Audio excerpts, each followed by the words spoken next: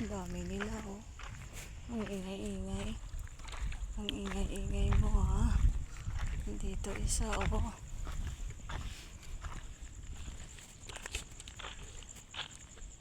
Uy, lumipad. Nasaan na? Ito na mahirap kasi. Ang bigat. Bigat naman. Tapos isang kamay lang. Nasaan na? Ayun, lumipad na. Ayun, lumipad. Kita nyo ba? Hindi nyo kasi makita kasi ang madilim. Hindi kaya ng camera ko i-capture yung ano. Ayan sila, oh, ang dami lang.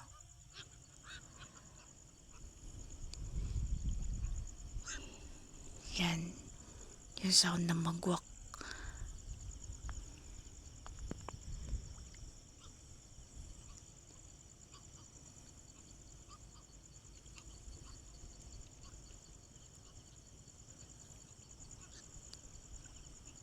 So that's the sound.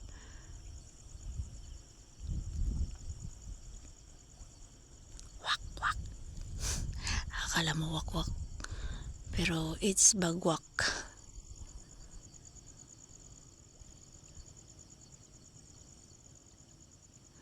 Kala nyo, ha? Kala nyo lang yun, ha?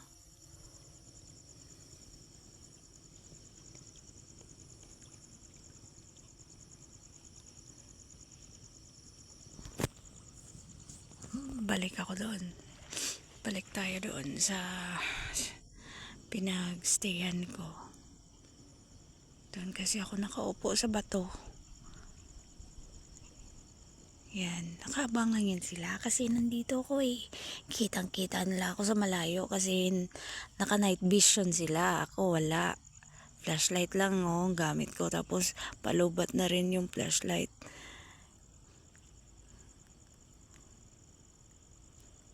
Palubat na.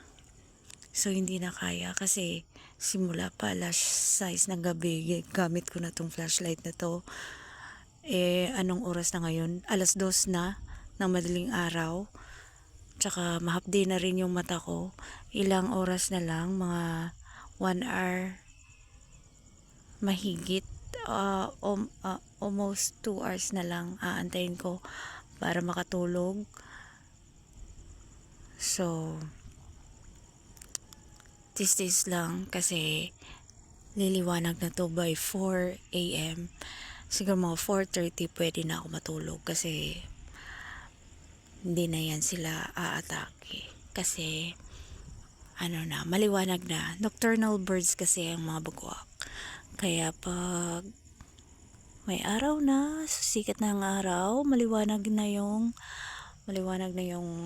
kalangitan yan. So, mahihirapan na sila. Kaya ako din ay nahihirapan na. Matutulog na din ako by mga 4:30 a.m. Tapos gigising na lang ako by 6 para magluto, magsaing kasi may mga carpenters kami na may mga ginagawa din. Gumagawa sila ng kubo. So, kailangan din asikasuhin. Pero matutulog tayo ng mga 2 oras lang para makarecover naman tayo kasi masakit na yung mata ko. Uy, mahapdi na, kakaabang ba naman sa kanila? O yan, o wala sila kasi pumunta ko dito, babalik ako doon kasi doon na naman yan. So balik tayo doon. Hindi ko na paputukan kasi lumipad na eh. Hindi safe na paputukan ng hindi sa tubig. Sayang din naman yung mga huli natin. Mahal pa naman yung huli.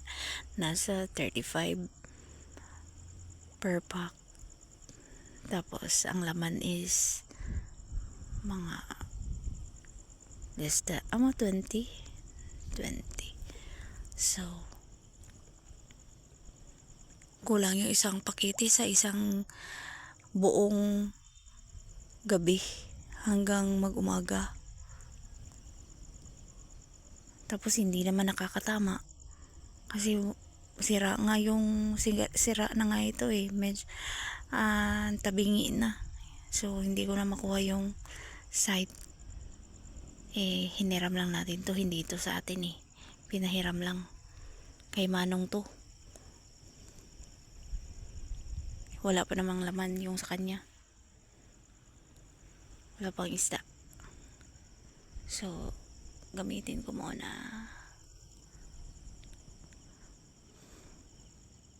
Actually, gising na gising pa ako. Pero yung mata ko talaga ang hapdi. Hapdi na talaga. Yan. Kakaabang ng bagwak. Dami kasi nila. Paghahayaan mo, nagre-recruit. Nagre-recruit ng mga kumare. Pag hindi mo kasi nahayaan mo kasi dadami sila. Nasa mga 10 up to 20s. So yung 20s na ibon na yan, pag kumain yan, hindi lang yan isa. Hindi yan nabubusog ng isa. My God. At sa ganitong oras, yung mga isda ay nasa ibabaw, pumaibabaw kasi mababa na yung oxygen.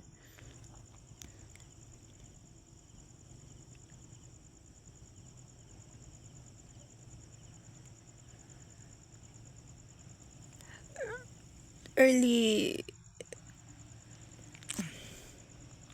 mga 7 p.m. andyan na yan, paisa-isa lang yan hanggang sa mag 11, hanggang sa mag 1 in the morning until na Tom,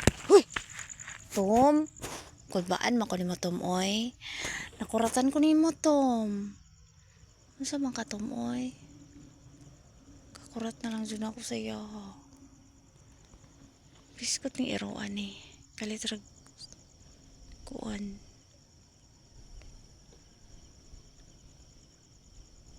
Akala ko bagwak, hindi pala. Akala ko bagwak, yun pala hindi. O diba, parang sira lang. O ayun, yun. Malalaki na kasi ang isda, nasa 2 inches to 3 inches na. May mga 3 inches na. Malapit na kasi ang harvest. Mga 2 weeks from now, mag-harvest na kami.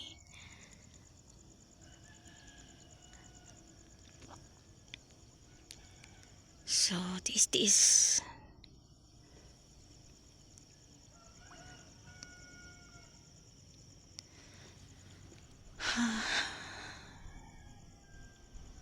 Ayan. Madaling araw na nga. Maingay na yung mga manok. Yun.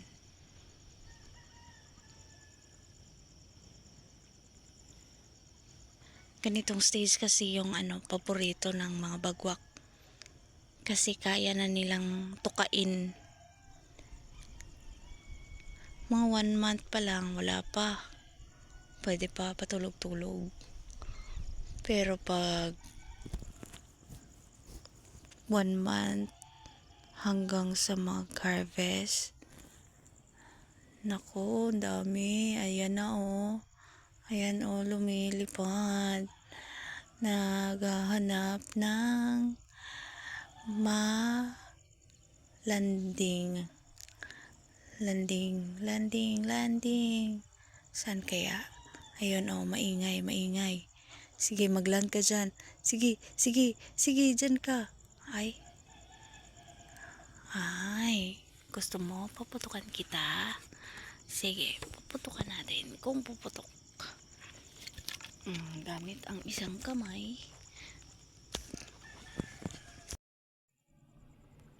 So, guys, I'm here, standby, in position, ready to fire.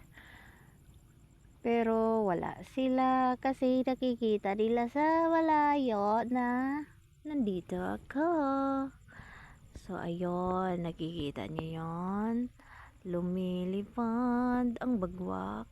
Local name here is bagwak. I don't know sa English name, nakalimutan ko. So, nangangain din sila ng bangus fingerlings. Ayun, ayun, ayun. Ayun, nakikita ko na. Ayun. Ayun. Kumakain na siya. Puntahan natin para ito lang. Ito ang ito lang ang mahirap kasi mahawak ka pa ng camera. Tapos, yung isang kamay mo hahawak sa trigger. Tapos, may nakasipit pa na flashlight sa kilikili.